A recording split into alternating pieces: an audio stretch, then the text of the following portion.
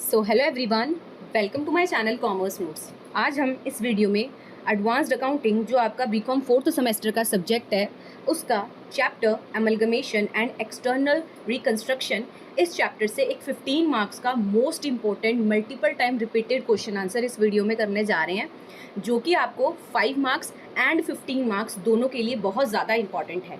कैसे? या तो आपसे पहले क्वेश्चन पढ़ लेते हैं, फिर देखते हैं 5 और 15 दोनों मार्क्स के लिए कैसे पूछा जाता है आपको। क्वेश्चन है आपका, what is purchase consideration, methods to calculate purchase consideration. अब देखो 5 मार्क्स में आपको मीनिंग ऑफ परचेज कंसिडरेशन आया हुआ है एंड 5 मार्क्स में ही आपको इनमें से कोई भी एक मेथड पूछ लिया जाता है कि हाँ भाई ये वाला मेथड क्या है बताओ। तो आपको 5 मार्क्स में भी आता है ये कोई भी मेथड या फिर परचेज कंसिडरेशन, और 15 मार्क्स में ये डिटेल क्वेश्चन आता है परचेज कंसिडरेशन क्या होती है एंड उसके मेथड्स बताने हैं कि कैसे आप परचेज कंसिडरेशन को कैलकुलेट करते हो। तो ये इस टॉपिक के ऊपर पूरी वीडियो होगी, क्वेश्चन के थ्रू कर रहे हैं हम। क्वेश्चन आपको एज इट इज़ 15 मार्क्स में आया है, आपने देखा होगा प्रीवियस ईयर क्वेश्चंस में, तो आपको ये मिल जाएगा। ठीक है, तो स्टार्ट करते हैं। यहाँ पे हम सिंपल लैंग्वेज में इसको समझेंगे। अगर आप चैनल पे नए हो या फिर वीडियोस देखते हो और सब्सक्राइब नहीं किया, तो आपको ये मेक श्योर कर लेना है कि आप सब्सक्राइब कर लो, सो दैट अब इस सब्जेक्ट से रिलेटेड जो भी वीडियोज़ आएंगे आपको टाइमली पता लग जाए और कोई वीडियो आपसे मिस ना हो जाए करनी। एंड लाइक करो इनको एंड शेयर करो, क्योंकि आपके रिस्पॉन्स के बेसिस पे क्या है इस चैनल पे वीडियोज़ आती हैं, और आपका कोई क्वेश्चन है तो आपको वो क्या है कमेंट में लिखना है। पर उससे पहले इस सब्जेक्ट के ऊपर हमने ऑलरेडी एक प्लेलिस्ट बनाई है जिसमें आपको 15 मार्क्स के क्वेश्चन आंसर्स मिलेंगे, 5 मार्क्स के भी मिलेंगे, और प्रीवियस ईयर 2024 का जो पेपर है उसका सेक्शन ए भी हमने डिटेल में डिस्कस किया है, तो वो भी आपको मिल जाएगा। तो आपको क्या है प्लेलिस्ट को सेव कर लेना है और उसको क्या है जितने भी वीडियोस बनी हैं उनको देखना है, और जैसे जैसे वीडियोस आ रही है उन्हें भी क्या आपको टाइम टू टाइम देखना है। और उसके अलावा फिर अगर आपको कोई पर्टिकुलर क्वेश्चन चाहिए तो आप क्या कमेंट में लिख सकते हो, वीडियो कैसी लगी वो आपको कमेंट में लिखना है, अपना फीडबैक देना है, और लाइक करके शेयर तो अपने फ्रेंड के साथ इसको करना है। टेलीग्राम का लिंक इस वीडियो के डिस्क्रिप्शन में होता है, आप उसको ज्वाइन कर सकते हैं। कोई भी वीडियो बनती है, कोई भी अपडेट होता है, कोई भी मैसेज आपको देना होता है, सबसे पहले वहाँ पे उसे लिखा जाता है, तो आपको पता लग जाएगा।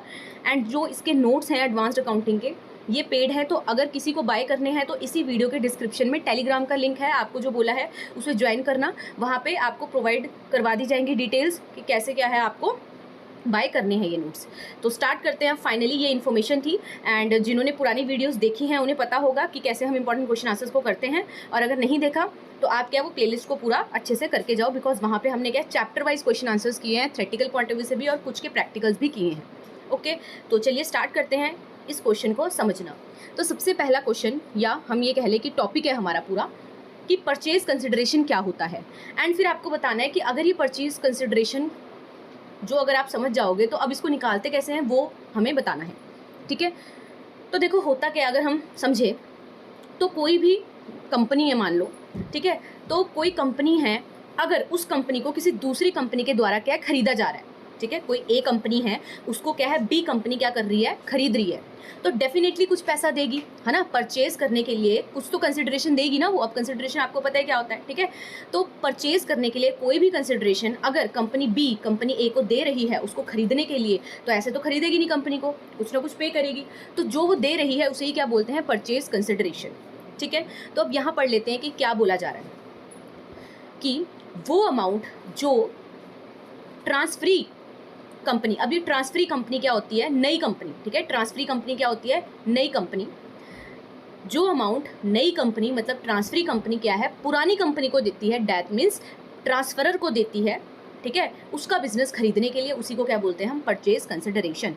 तो यहाँ देखो क्या लिखा है, the amount paid by one company, one company मतलब ट्रांसफरी कंपनी, ट्रांसफरी कंपनी क्या है, कौन है ट्रांसफरी कंपनी, नई कंपनी, न्यू कंपनी जो क्या है बाय कर रही है, ठीक है, बाय कर रही है और जो पैसा दे रही है, अच्छा किसको देगी, पुरानी कंपनी को, क्योंकि बाय किसको कर रही है वो पुरानी कंपनी को कर रही है, और यहाँ पे उसे क्या बोल रहे हैं ट्रांसफरर कंपनी बोल रहे हैं, ठीक है, तो उसको दे रही है पैसा कि भाई हाँ उसको खरीदा जा रहा है, तो उसको क्या है पैसा दिया जा रहा है उस कंपनी को।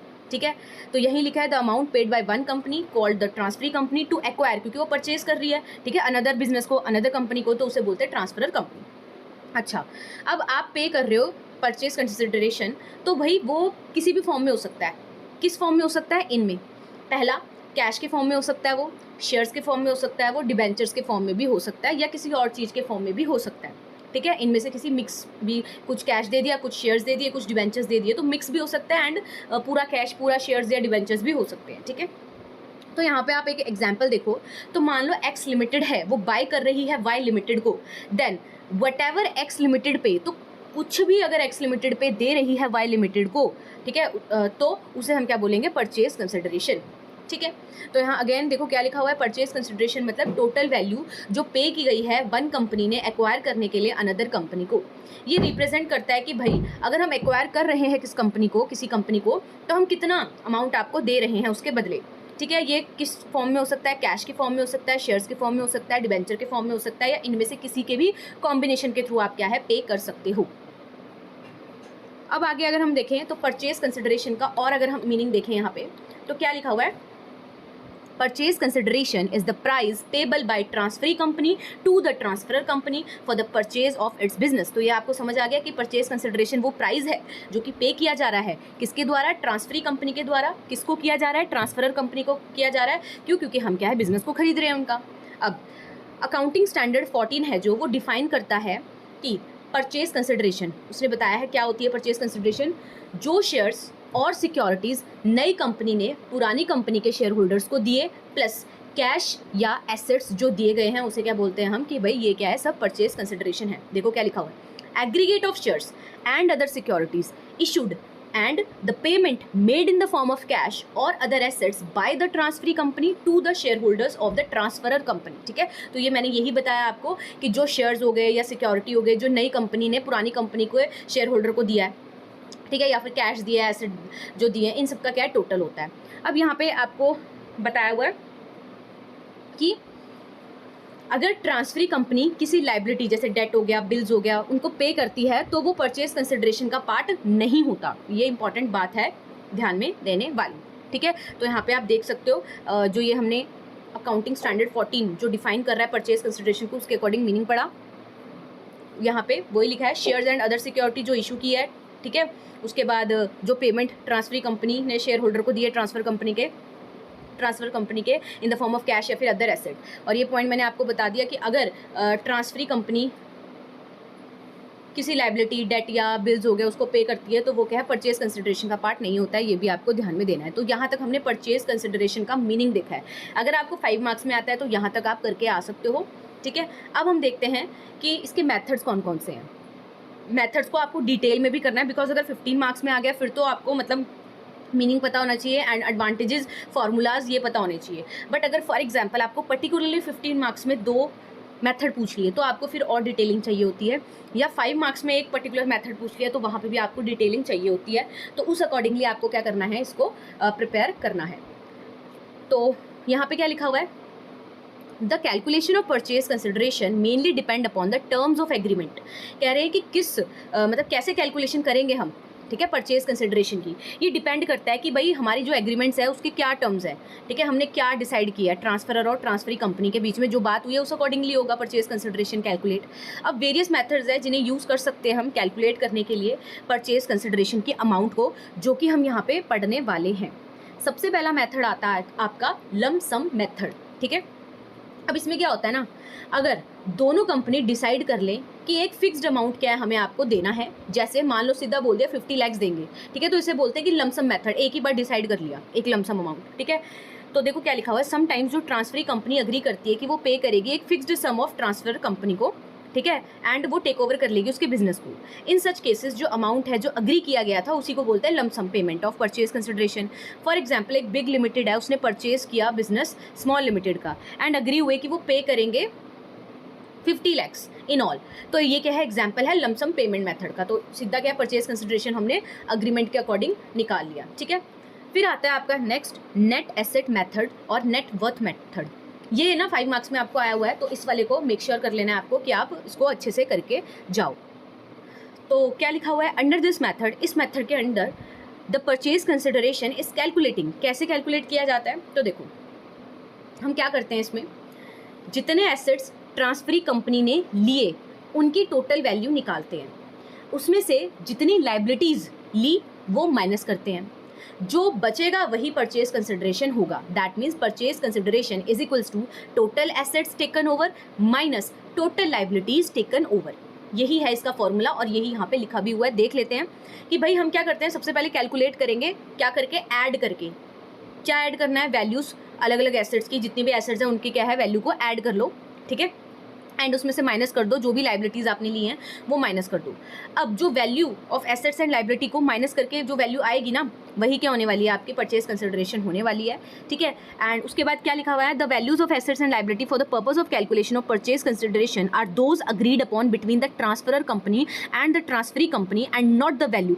ये भी पॉइंट याद रखना है कि जो वैल्यूज हम ले रहे हैं ना वो मतलब जो हमने अग्री किया, मतलब कि इसकी ये वैल्यू होगी, इस एसेट को इसमें लेंगे, इस एसेट को इसमें लेंगे, ये वाली वैल्यूज़ हम काउंट करेंगे, ना कि जो क्या है बैलेंस शीट में दिखाई जा रही है। तो जो वो दिखाई जा रही है ज़रूरी नहीं है कि वही ले, हम अपने अकॉर्डिंग भी बोल सकते हैं कि आपका ये एसेट हम इतने में लेने वाले हैं, अब इतनी लाइबिलिटी हम पे करने वाले हैं, ठीक है। तो ये भी हो सकता है। फिर है कि भाई कंप्यूटेशन बताओ कैसे करते हैं। तो देखो यहाँ पे एक एग्जाम्पल दे के आना है, 5 मार्क्स का है ना ये क्वेश्चन, तो आपको एग्जाम्पल भी देना होगा अगर आएगा तो। अग्रीड वैल्यू, हमने अग्री किया वैल्यू को कि भाई हम क्या है एसेट्स को इस वैल्यू पे टेकन ओवर करेंगे एंड मतलब ऐसे करेंगे। तो फिर देखो अब हुआ क्या है यहाँ पे कि goodwill, land and building, plant and machinery, stock, debtor और जो भी एसेट्स हैं, ठीक है, तो ये अग्रीड वैल्यू पे लिया जाएगा। आप इसके अमाउंट्स लिख दोगे और इसमें माइनस करोगे अग्रीड वैल्यू जो आपने बोला है कि हाँ भाई इतनी इतनी हम लाइबिलिटीज़ ले रहे हैं इस वैल्यू पे। तो लाइक सन्ड्री क्रेडिटर्स हो गए, बिल पेबल हो गए, या फिर एक्सेट्रा कोई और लाइबिलिटी है, इनकी अमाउंट आ जाएगी, ठीक है। उसके बाद है आपका जो अमाउंट बची वही क्या होगा कि भाई इतने एसेट्स हैं आपके जो कि लिए जा रहे हैं, तो यही वैल्यू होती है परचेज कंसिडरेशन की, ठीक है। अच्छा, अब यहाँ कुछ पॉइंट्स दे रखे हैं, आपको ये देख लेने हैं कि जो अमाउंट पहले देखो यहाँ पे क्या लिखा हुआ है कि जो इंपॉर्टेंट पॉइंट है जो आपको रिमेंबर होने चाहिए जब आप कैलकुलेट कर रहे हो परचेज कंसिडरेशन को इस मेथड के अंदर। पहला, जो टर्म एसेट है ये ऑलवेज इंक्लूड करेगा कैश इन हैंड को एंड कैश एट बैंक को, अनलेस अदरवाइज, अगर वहाँ पे स्पेसिफिकली मेंशन नहीं है कि भाई इसको इंक्लूड नहीं करना, तब तक आप इसको इंक्लूड करोगे, ठीक है। But shall not include fictitious assets, तो फिक्टिशियस एसेट्स को आप यहाँ पे नहीं लेते हो, लाइक प्रिलिमिनरी एक्सपेंसेस हो गए, discount on issue of shares और डिवेंचर्स हो गया, अंडर राइटिंग कमीशन हो गया, debit balance of surplus account हो गया, ठीक है। तो ये कुछ है आपकी बुक में ये स्पेसिफिकली बताए हुए हैं, तो आप वहाँ से देख सकते हो। नेक्स्ट, द टर्म लाइबिलिटी है, इसका मतलब ऑल लाइबिलिटीज़ जो कि थर्ड पार्टी की भी हैं, इट विल नॉट इंक्लूड, पर इसमें वो नहीं आएंगी अपेयरिंग अंडर द हेडिंग, जो किसके अंडर आ रही है, रिजर्व एंड सरप्लस हेडिंग के अंडर आ रही है। जैसे कि जनरल रिजर्व होता है हमारा, डिविडेंड इक्वलाइजेशन फंड होता है, रिजर्व फंड होता है, सिंकिंग फंड होता है, capital reserve, security premium, surplus account etcetera, as these are payable to share holder, because ये पेबल होते हैं शेयर होल्डर को, and not to the third party. तो थर्ड पार्टी वाली क्या है लाइबिलिटी आप लोगे। फिर ट्रेड पेबल, ट्रेड लाइबिलिटी है जो, इसको क्या, इस टर्म को हम यहाँ पे क्या कंसिडर करेंगे, the term trade liability will include trade creditors, bills payable, और इसमें एक्सक्लूड होगा अदर लाइबिलिटी जो कि किसको है, टू थर्ड पार्टी है, जैसे कि bank overdraft, debenture, outstanding expenses और टैक्स लाइबिलिटी। फिर जो ये टर्म है बिजनेस टेकन ओवर, इसका मतलब means the transferee company has agree to take over all the assets, मतलब कि जो अग्री हुए हैं वो कि हाँ भाई इतने एसेट्स लेके जाएंगे हम आपसे, इसमें including cash and bank balance as well आ जाता है और लाइबिलिटीज़ टू आउटसाइडर भी आ जाती है। Share will be issued in whole number, जो शेयर्स है जो वो इशू किए जाएंगे होल नंबर में, and not in fractions, points में या फ्रैक्शंस में नहीं होंगे। द फ्रैक्शनल शेयर्स है जो उनको क्या है इवेल्युएट करना पड़ता है, the fractional shares must be evaluate, आपको उसको इवेल्युएट करना पड़ेगा मार्केट प्राइस पे, एंड क्या है पे करना पड़ेगा, shall be paid in cash. तो आपने यहाँ एग्जाम्पल दे के आ सकते हो, यहाँ पे आपको एग्जाम्पल दे रखा है, ठीक है। और यहाँ पे ये बताया हुआ है कि ऑन 1 अप्रैल 2012 वाई लिमिटेड ने डिसाइड किया कि परचेज करेंगे वो बिजनेस एक्स लिमिटेड का, इस फॉलोइंग टर्म्स में ये अग्रीमेंट हुआ है कि गुडविल है जो एक्स लिमिटेड की वो क्या है वैल्यूड हो रखी है 1 लाख में, फर्नीचर एंड फिक्सचर है जो उसको वो रिड्यूस हो रहा है 20% से, ऑल अदर एसेट्स और लाइबिलिटी टेकन ओवर की जाएगी उनके बुक वैल्यू पे जो लिखा हुआ है, ठीक है। फिर परचेज कंसिडरेशन है, ठीक है, इन फॉर्म ऑफ कैसे दिया, 1 lakh fully paid equity shares of जो ₹10 ईच के हैं, एंड जो बैलेंस है उसको कैश में दिया जाएगा। तो अबव एग्जांपल से आपको परचेज कंसिडरेशन निकालनी है, तो आप ये देखो कैसे निकाला हुआ है। Agreed value of assets taken over, जिस हिसाब से बोला था कि गुडविल 1 लाख की, plant and machinery 5,50,000, furniture and fixture 20% से रिड्यूस हुआ था वैल्यू, तो पहले 20% उसका निकालो, जो अमाउंट आएगी उसको 72 से माइनस करो, फिर जो बची वो हमने लेनी है, राउंड फिगर लेनी है बिकॉज वहाँ बोला था, ठीक है। स्टॉक हो गया, सन्ड्री डेटर्स हो गए, कैश एट बैंक हो गया। अब इसका टोटल निकालो, इतना आ रहा है, इसमें से लाइबिलिटीज़ माइनस कर लो, सन्ड्री क्रेडिटर्स, बिल्स पेबल्स, ठीक है, और माइनस करके मतलब कि जो टोटल एसेट आ रहे हैं, टोटल लाइबिलिटी आ रहे हैं, इनका माइनस करो, आपकी परचेज कंसिडरेशन ये निकल के आ गई है, ठीक है। तो 5 मार्क्स में आता है अगर आपको, तो आप क्या एग्जाम्पल भी दे सकते हो अपने अकॉर्डिंग। तो यहाँ क्या लिखा है, Y limited will discharge the purchase consideration as under 1 lakh equity share 10 each fully paid, जो कि 10 लाख हो गए, एंड कैश बैलेंस जो आया था 20,000, तो ये टोटल हो गया आपका, ठीक है। फिर आपका नेक्स्ट मेथड, ये भी इंपॉर्टेंट है, नेट पेमेंट मेथड। तो इस मेथड में क्या करते हैं, इस मेथड में परचेज कंसिडरेशन, ठीक है, मतलब कितने पैसे दिए जा रहे हैं वाई लिमिटेड के शेयर होल्डर्स को, इसका जो कैलकुलेशन होता है डायरेक्ट पेमेंट बेसिस पे। ये पेमेंट कैश, शेयर्स या डिबेंचर के फॉर्म में हो सकता है जो X limited transferee company Y limited transferor company के शेयर होल्डर्स को देती है। पॉइंट यहाँ पे ये लिखा हुआ है नोट में, अगर एक्स लिमिटेड वाई लिमिटेड के डिबेंचर्स होल्डर्स या फिर क्रेडिटर्स को पेमेंट कर रही है या वाइंडिंग अप का कोई खर्चा उठा रही है तो वो परचेज कंसिडरेशन में इंक्लूड नहीं होता है। तो पढ़ लेते हैं, अंडर दिस मेथड जो वैल्यू ऑफ परचेज कंसिडरेशन है उसे हम फाइंड आउट करेंगे ऐड करके जो भी पेमेंट्स की गई हैं ट्रांसफरी कंपनी ने, ठीक है, शेयर होल्डर को, ट्रांसफरर कंपनी के, ठीक है। तो यही होता है, ये जो पेमेंट है ये form of cash, shares, debentures की जाती है, जितना भी पे किया वो क्या हो गया, परचेज कंसिडरेशन हो गई। बस यहाँ पॉइंट याद रखना है कि जो पेमेंट अगर ट्रांसफरी कंपनी है, ठीक है, दे रही है डिस्चार्ज करने के लिए डिबेंचर होल्डर्स को या अदर आउटसाइड लाइबिलिटी को, एंड जो कॉस्ट ऑफ वाइंडिंग अप है मान लो, ठीक है, तो इसका ये पैसा नहीं इंक्लूड होता as a part of purchase consideration. Calculation example से देखते हैं तो और अच्छा आपको समझ आएगा। एक एग्जाम्पल है यहाँ पे, फॉलोइंग आर द लाइबिलिटीज़ और एसेट्स है वाई लिमिटेड के 31 मार्च 2012 को, ठीक है। तो यहाँ आपको बताया शेयर कैपिटल, इक्विटी शेयर, ठीक है, सरप्लस अकाउंट क्रेडिटर्स, ये लाइबिलिटी साइड आपको बताया हुआ है, एंड एसेट साइड आपको non current assets and current assets दे रखे हैं, ठीक है। तो यहाँ आपको एग्जांपल सा दे रखा है कि 1 अप्रैल 2012 को एक्स लिमिटेड ने एग्री किया कि वो टेक ओवर करेगी बिजनेस वाई लिमिटेड का इन फॉलोइंग टर्म्स में, an exchange of equity share 10 each के, ठीक है, in X limited for each share held, जो किए हैं वाई लिमिटेड ने। शेयर होल्डर्स है जो वाई लिमिटेड के, आर टू बी पेड, उन्हें दिया जाएगा 60 rupees 16 cash for each share held है, जो कैलकुलेट करनी है परचेज कंसिडरेशन नेट मेथड के थ्रू। तो चलिए इसको देखते हैं अब। तो देखो सबसे पहले हमें क्या करना होता है, सबसे पहले आपको कंप्यूटेशन करनी है परचेज कंसिडरेशन की नेट पेमेंट मेथड के साथ। तो सबसे पहले देखो share holder of Y limited will get, कितना उन्हें मिल रहा है, शेयर्स इन एक्स लिमिटेड, ठीक है, 5,000 के शेयर थे, इंटू 8 40,000 आ गया, इक्विटी शेयर्स ऑफ 10 ईच के थे, ठीक है। तो 40,000 को 10 से मल्टीप्लाई कर दिया, 4 लाख आ गया। कैश बोला 5,000 इंटू 60 रुपीज़ के थे वो, तो मल्टीप्लाई किया 3 लाख आ गया, ठीक है। तो शेयर्स के फॉर्म में इतना दे दिया, कैश के फॉर्म में इतना दे दिया। अब परचेज कंसिडरेशन क्या करना है आपको, इनको प्लस कर देना है, बस इतना दिया है शेयर्स के फॉर्म में, इतना दिया कैश के, तो जितना भी नेट पेमेंट किया है आपने जिस भी फॉर्म में, उसका आपको टोटल निकाल लेना है, ठीक है। अब आता है आपका next method, share exchange method, या फिर इसको शेयर्स एक्सचेंज मेथड या फिर इंसेंट्रिक वैल्यू मेथड भी बोलते हैं, ठीक है। तो देखते हैं कि ये क्या होता है। तो देखो क्या बोल रहे हैं, under this method purchase consideration is calculated on the basis of इंसेंट्रिक वैल्यू ऑफ शेयर। इसमें हम क्या देखते हैं कि भाई इंसेंट्रिक वैल्यू क्या है उसकी, उसके बेसिस पे क्या करने वाले हैं हम, परचेज कंसिडरेशन को कैलकुलेट करते हैं, ठीक है। तो द इंसेंट्रिक वैल्यू ऑफ अ शेयर कैसे कैलकुलेट की जाएगी, डिवाइड करके नेट एसेट्स अवेलेबल हैं जो इक्विटी शेयर होल्डर्स के, बाय किससे डिवाइड करेंगे, जो नंबर ऑफ इक्विटी शेयर्स हैं, ठीक है। तो ये जो वैल्यू है ये डिटरमाइन करती है कि क्या रेशो ऑफ एक्सचेंज होने वाला है शेयर्स का between the transferor and transferee company. कुछ केसेस में जो एग्रीड वैल्यू ऑफ शेयर्स है बोथ कंपनी की गिवन होती है। इन केस जो परचेज कंसिडरेशन है उसको कैलकुलेट करोगे reference to the value of shares of two company जो कि इन्वॉल्व है, ठीक है। एग्जाम्पल करते हैं, एक बार मैं बता देती हूँ वैसे क्या बोला इन्होंने, कि जो यहाँ पे हम सिंपल सा देख लेते हैं कि वाई लिमिटेड है जो, ठीक है, वाई लिमिटेड के जो शेयर्स हैं, शेयर होल्डर्स हैं, जो वाई लिमिटेड के शेयर होल्डर को एक्स लिमिटेड के शेयर्स दिए जाएंगे इस रेशो में, जैसा इंसेंट्रिक वैल्यू दोनों कंपनीज के शेयर्स का है।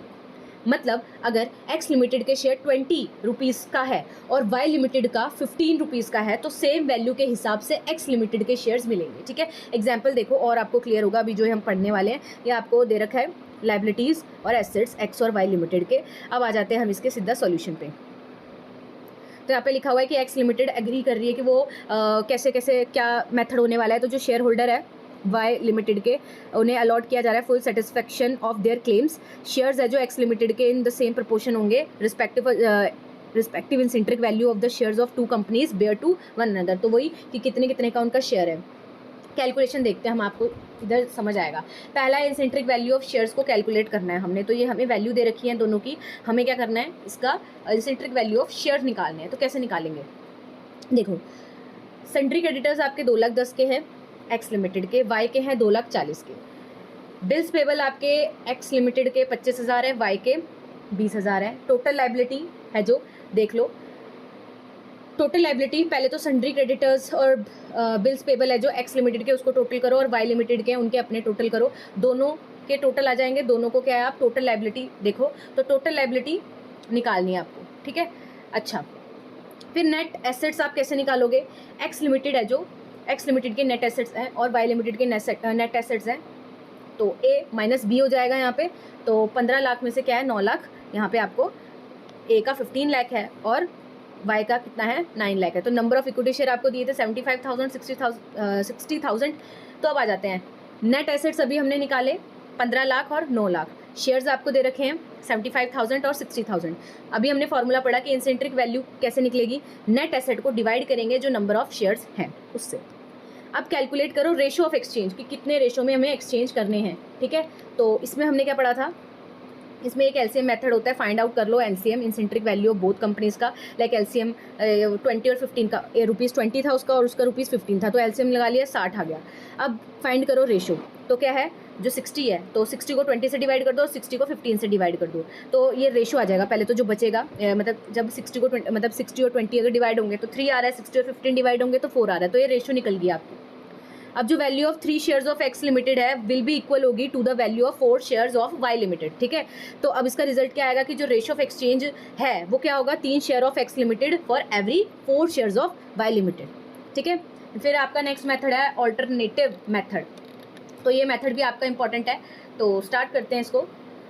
इसमें क्या करते हो, डिवाइड करते हो net assets of Y limited by the इंसेंट्रिक value of shares of X limited, so that आपको पता लग जाए नंबर ऑफ शेयर्स कितने इशू करने हैं, ठीक है। तो इसमें देखो जरा, एग्जाम्पल के थ्रू करेंगे तो आपको और समझ आएगा। तो एग्जाम्पल में क्या बताया जा रहा है यहाँ पे, number of shares to be issued by X limited है 9 लाख और 20 के थे वो, ठीक है, 20 रुपीज़ के थे, 45,000 आ गए, तो 45,000 शेयर्स है X limited will be equal हो जाएंगे to 60,000 share of Y limited. Ratio क्या है आप निकाल सकते हो। फिर कैलकुलेट कर लो परचेज कंसिडरेशन कि 4 शेयर्स इन वाई लिमिटेड है, share holder of Y limited को क्या है 3 शेयर इन एक्स लिमिटेड मिलेगा। फिर नंबर ऑफ शेयर्स आप देख लो तो वही है 60, फिर रेशो 3/4 आ गया, 45,000 आ गया। परचेज कंसिडरेशन आपका 45,000 को 20 से आपने मल्टीप्लाई कर देना। तो अगर हम समरी देखें ना इन सारे मेथड्स की, तो समरी में क्या बोल रहे हैं, 4 मेन मेथड्स पढ़े हमने। नेट एसेट मेथड क्या था, परचेज कंसिडरेशन कैसे निकालते हैं, टोटल एसेट्स में से आउटसाइड लाइबिलिटीज को माइनस कर दो। आउटसाइड लाइबिलिटी में हमने क्रेडिटर्स, बिल्स, पेबल्स लिए, ठीक है। ये जो मेथड है इसे हम तब यूज़ करते हैं जब company is paying based on value of net asset. जब कंपनी क्या है, मतलब कि जब आप पेमेंट कर रहे हो किसके बेसिस पे, वैल्यू ऑफ नेट एसेट के बेसिस पे। फिर हमने पढ़ा नेट पेमेंट मेथड, इसमें परचेज कंसिडरेशन हम निकाल रहे थे कि कितना पे कर रहे हो आप, कैश हो गया जितना आपने पे किया, प्लस शेयर्स इशू जितने किया आपने, प्लस डिबेंचर इशू किए, तो ये टोटल निकाल लो, तो इतना ये नेट पेमेंट मेथड के थ्रू आपकी परचेज कंसिडरेशन निकल जाती है। फिर है, इस मेथड को यूज़ कहाँ कर सकते हो, जहाँ पे क्या है व्हेन द पेमेंट डिटेल्स, जैसे कि हाउ मच इन कैश और शेयर्स आपको क्लियरली मेंशन्ड है, तो आप इसको यूज़ कर लो क्योंकि टोटली करना है आपको। फिर शेयर्स एक्सचेंज मेथड क्या है, जब इन दिस मेथड आप कंपेयर करते हो इंसेंट्रिक वैल्यू ऑफ शेयर्स, ठीक है, बोथ कंपनी के।